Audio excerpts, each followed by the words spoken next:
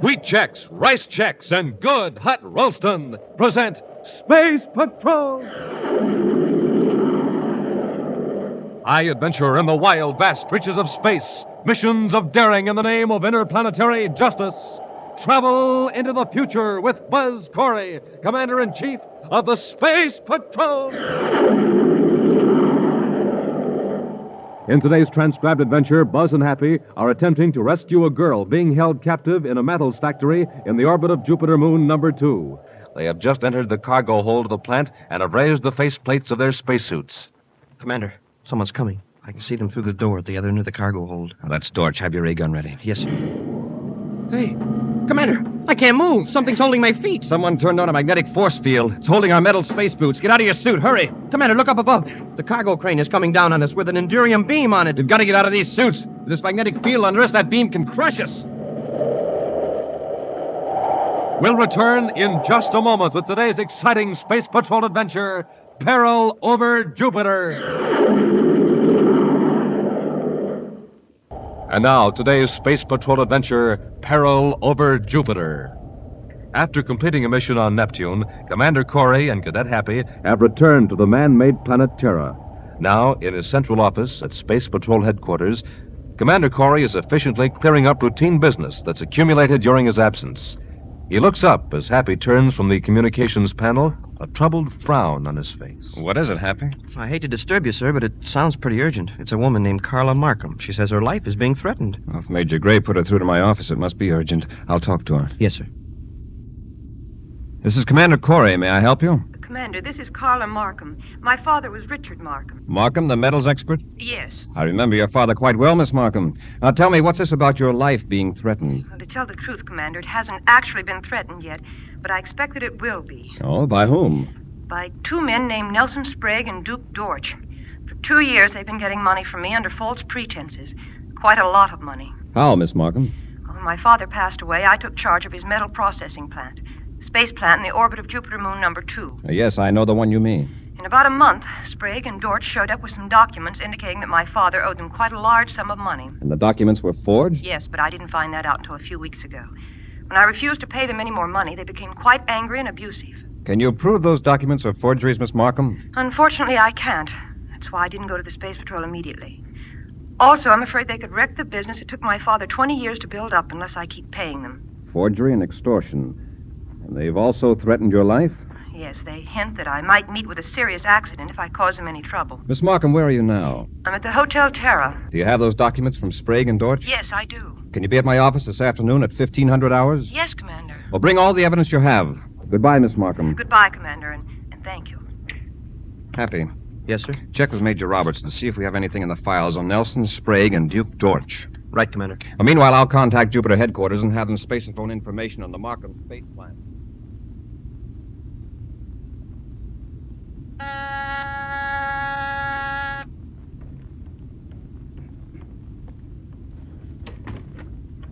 Sprague. Yes, Miss Markham. Dorch and I thought we'd drop in. Hiya, Miss Markham. I was just going out, if you'll excuse me. We'll only stay a few minutes. Really, I can't talk to you now. If you're in a hurry, just give us what you owe us and we'll be on our way. I don't owe you a cent. I never did, and neither did my father. Now, that's where we differ.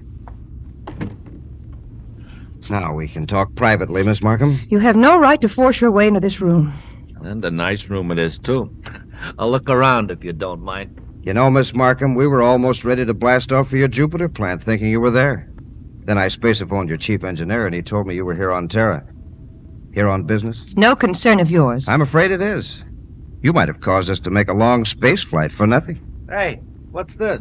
Does it go with the room? Mr. Dorch, put that down. It's a Venus ceramic, and I don't want it broken. More than a ceramic will be broken if we don't get that money, Miss Markham. You've got all you're going to get. I know now that my father never owed you a single credit. All those contracts were forgeries. You'll have a hard time proving it.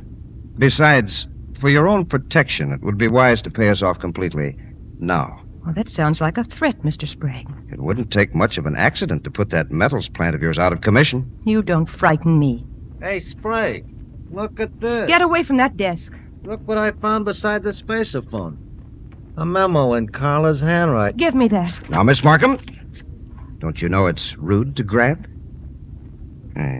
Commander Corey, Space Patrol Headquarters, 1,500 hours. Oh, an appointment with the Commander-in-Chief. What's this about? It's none of your business. And she's got all our contracts lying there, Sprague. It's lucky we dropped in. You're not going to keep that appointment, Miss Markham. Oh, yes, I You're going to call it off. You'll call Corey right in front of us and tell him you jumped at wrong conclusions. Then you're going to give us the money in cash. The whole 50,000 credits. But I don't have that much money. Not here on Terra. You've got it in your Jupiter bank. We'll blast off for Jupiter right after you talk to Corey. Now get on that phone and make it convincing. What I don't understand, Miss Markham, this morning you seemed very upset. I know. I was very foolish, but everything's all straightened out now. And you're in no danger? Oh, not in the least. I'm sorry it bothered you, but it's just that I've been working hard, and I imagined a lot of things that just weren't true. It all seems so silly now. How about those two men?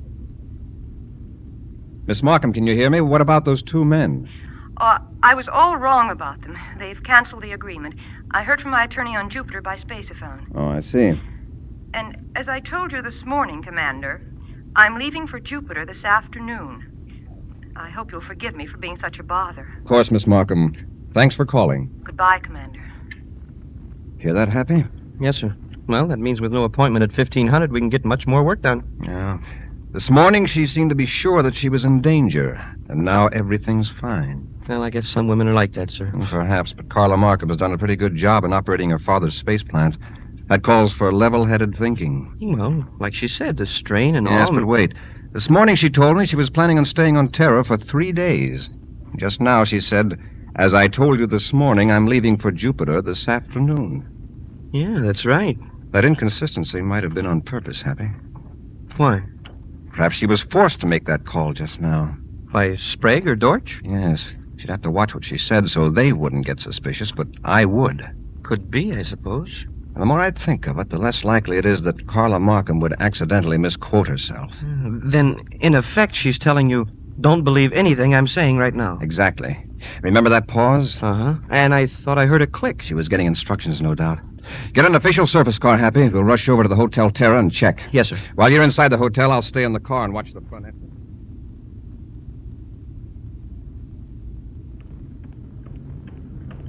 Looks like you were right, Commander. What did you find out, Hap? Miss Markham is checked out. The clerk said there were 2 men with her, and they left 10 minutes ago. Does he know where they were going? No, sir, but I talked to the doorman. He heard one of them tell the driver of the surface cab to take him to the spaceport. And that's where we're going. We could space upon the spaceport and have the guards stop them. There's no telling what Sprague and Dortch might do to Miss Markham if they see they're in a trap. The most we can risk right now is to try to delay a blast-off.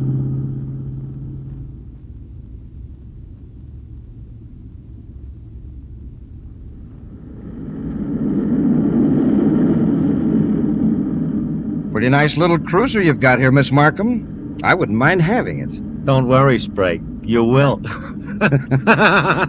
George, Miss Markham doesn't think that's funny. If you're thinking of stealing this ship, just remember that it can be easily traced. Oh, it won't be stolen. I'll rig up a nice legal-looking transfer of ownership. Dortch, check the rear view scope, see if we're being followed. I've been watching it. We're clear. Good. We'll go to her space plant and have her write us a check. We'll take care of the 2 engineers, then fix all your communications equipment so you can't call for help while we're in Jupiter City. If we get the money, we'll see that you're rescued. If we don't, well, we'll find a way to wreck your plant with you in it.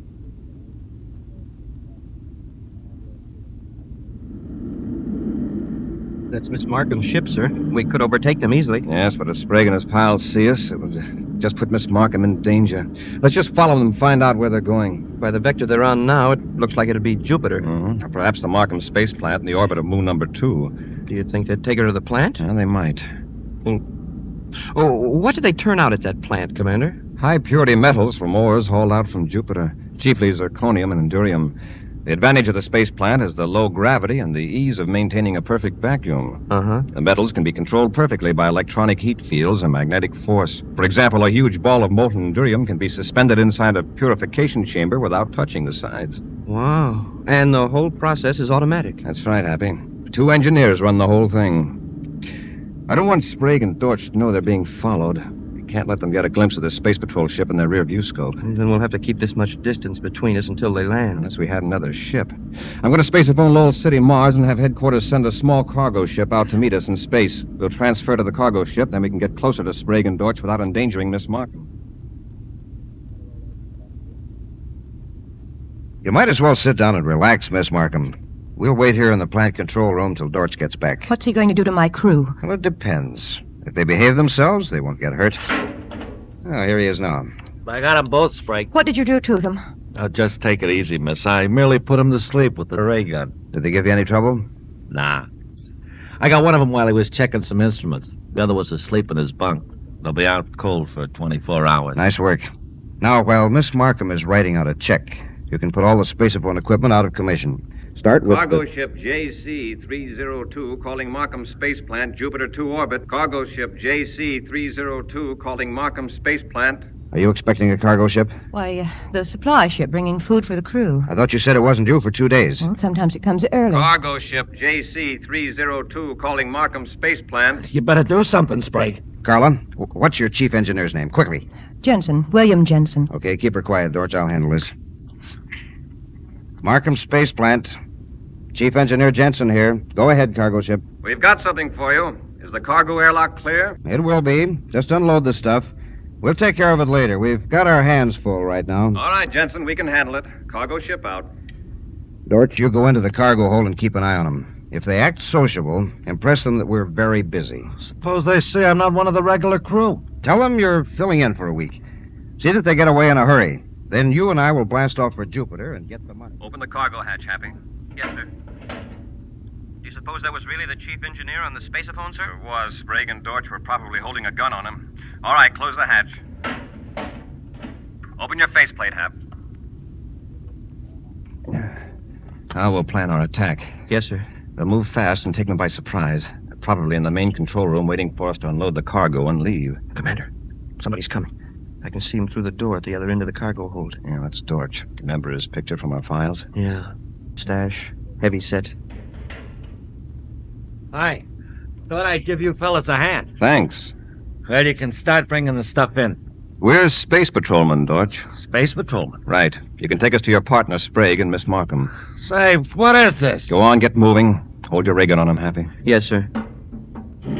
No, hey. Commander, I can't move. Something's holding my feet to the deck. Someone turned on the magnetic force field. It's holding our space boots. Get out of your spacesuit, hurry. Commander, look up above. The cargo crane is coming down on us with an endurium beam on it. We've got to get out of these suits. With this magnetic field under us, that beam can crush us. We'll return to Space Patrol in just a moment. And now, back to our Space Patrol adventure, Peril over Jupiter. Nelson Sprague and Duke Dortch are extorting money from Carla Markham, who operates a robot-controlled metals plant in the orbit of Jupiter's number 2 moon. The two men forced Carla to take them to the plant in her own spaceship, where they overpowered the 2 engineers and are holding Carla. Commander Corey and Cadet Happy trailed Miss Markham's ship from Terra, then approached the metals plant in a small supply ship. Wearing spacesuits, they entered the cargo hold of the plant through the airlock, where they found Duke Dortch. As the commander ordered Dortch to take them to Carla Markham and Sprague, a powerful magnetic field was turned on beneath the deck of the cargo hold, making it impossible for the space patrolman to walk. Then, from above, a huge loading crane lowered a heavy endurium beam down upon them. Dortch, who is not wearing metallic shoes, is not affected by the magnetic field.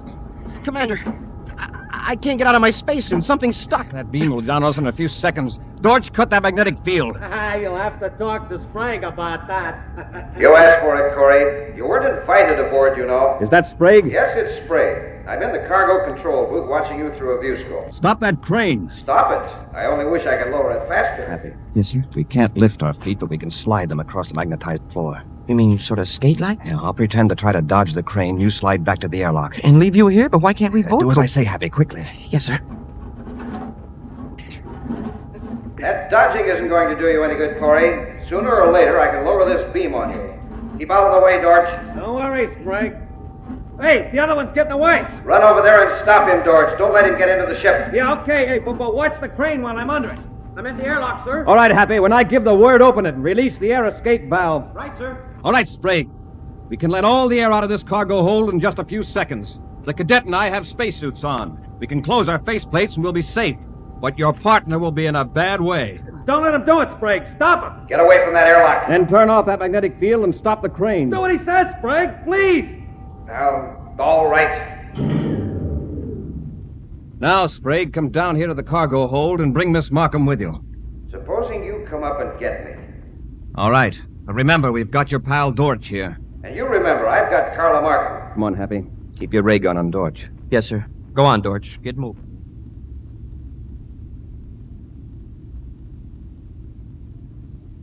This is the control room. Go on in and don't try anything. Welcome aboard, Commander. Commander, I tried to make him stop the crane. Yes, I was forced to tie her up. Untie her. Are you hurt, Miss Markham? No, I'm all right, but my 2 engineers. What have you done to them, Sprague? I was just about to tell you, He put Commander. them in the electronic furnace. What? Now, Commander, there's no need to be alarmed. The temperature isn't very high in there. Yet. But if I were to turn this dial, it'd be hot enough in that furnace to melt endurium in just a few seconds. Sprague, get away from that instrument panel. I'll come a step nearer, Commander. And even if you shoot me with that ray gun, I still have time to spin this dial. And he'd do it, Commander. He really would. I don't doubt it. So that puts me in quite a strategic position, Commander. Unless, of course, you want to sacrifice those 2 engineers. I suppose you want a chance to get away, is that it? A little more than that. Miss Markham has some money in the Jupiter City Bank that I could use quite nicely. Dorch and I are going after it. After Miss Markham writes us a check. I'll write it. Just don't hurt those men. Dorch, collect their weapons. Give me a gun, Happy. There's nothing we can do now. No, there's nothing you will be able to do. Dorch and I are going to smash up all the spaceophone equipment in this plant, including those in your spacesuits. Then we'll take your cargo ship and cut it loose in space. Here, Dorch, you guard them while I smash up the spaceophones. The sooner we blast off for Jupiter, the better. Well, they certainly did a thorough job of wrecking the communications equipment. I'll see. It's nothing but junk. But maybe there's a small transmitter somewhere that they overlooked. And let's check with Miss Markham. Where'd she go? Well, she's trying to revive those 2 engineers. Well, they sure had a close call. One twist of Sprague's wrist, and they'd have been part of a batch of molten endurium. Oh, here's Carla now.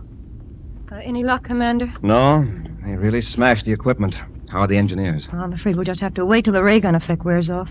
If we could revive them, we might be able to assemble a makeshift transmitter out of some of this junk. Well, maybe there's a small set they've overlooked. I'm afraid they got every one, Commander. Then we'll have to see what we can do about rebuilding one ourselves.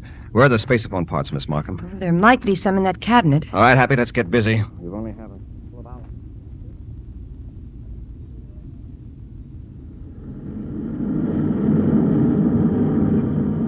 All clear in the rear view scope, Sprague. You didn't expect anyone to be after us, did you? I won't rest easily until Jupiter's just a pinpoint in that view scope. Relax. We've got the money. As far as the bank's concerned, Carla Markham was just paying off a legitimate business debt. Yeah, I know. But we're flying her ship. We'd better land on some nearby planet and get another. I've got that all figured out, too. There's a friend of mine on Mars who'll meet us in space, and we can abandon Carla's ship. Yeah, but what about Carla and Corey? We'll take care of them, Dorch. That's where we're going now, to the space planet.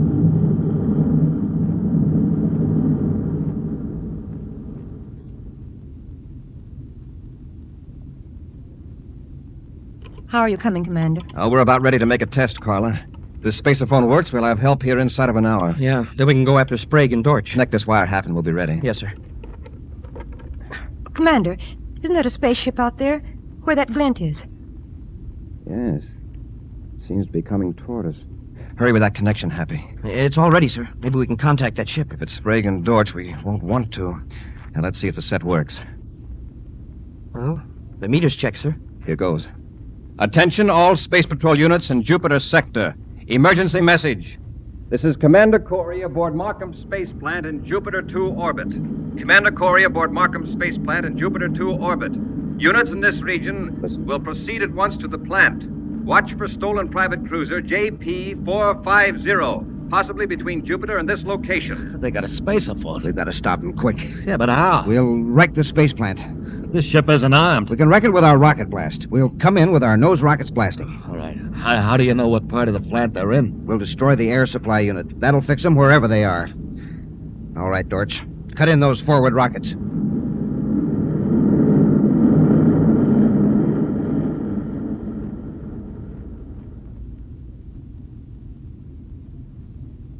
Commander, Commander. It's Sprague and Dorch, all right. It's my ship. The crazy fools. They're heading right toward the plant without cutting speed. They probably heard our spaceophone want to put us out of business. If they ram us, they'll put themselves out of...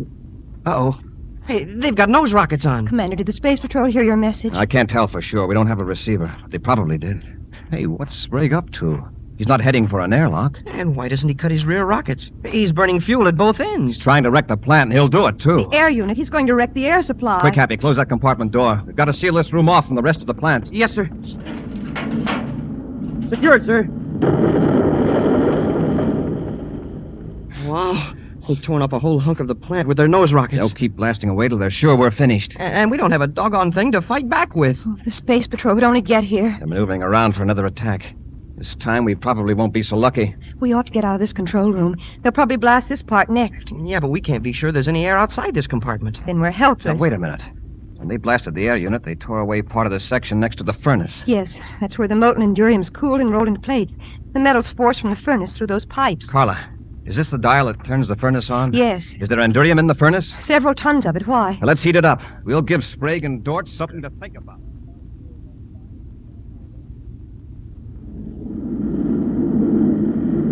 All right, Dorch, let's make another pass. This time we'll hit the control section. Look, let's not get too close this time. Suppose something explodes. Sprague, this is Corey. Cut your rockets. Don't waste time with an argument because we don't have a receiver. If you try to do any more damage, we'll blast you to bits. Listen to that, Dorch. Who does he think he's kidding? Sprague, look, they're firing at us. Hey, what are they using? I missed you on purpose that time, Sprague. We've got tons of molten endurium in the furnace. We can keep pouring it at you. Dorch, cut in the forward rockets. We'll get him quick. Sprague, listen, that molten endurium could tear right through our ship. Do what I tell you. But they've hit us. They're tearing it apart. Cut rockets. Dorch, do you hear me? Cut rockets. That was close, Sprague. Look at the instruments. Our power's gone. They've knocked out our power. Sprague, this is Corey.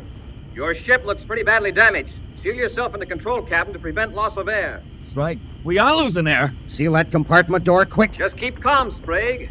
I've got good news for you and Dorch. We've just sighted a Space Patrol squadron headed this way. Corey out. Dorch, did you seal that door? Yeah. I sealed it, Sprague. And before the Space Patrol gets here, there's just one thing I want to get off my chest. Yes, what is it? Just this. Oh. You and your big ideas.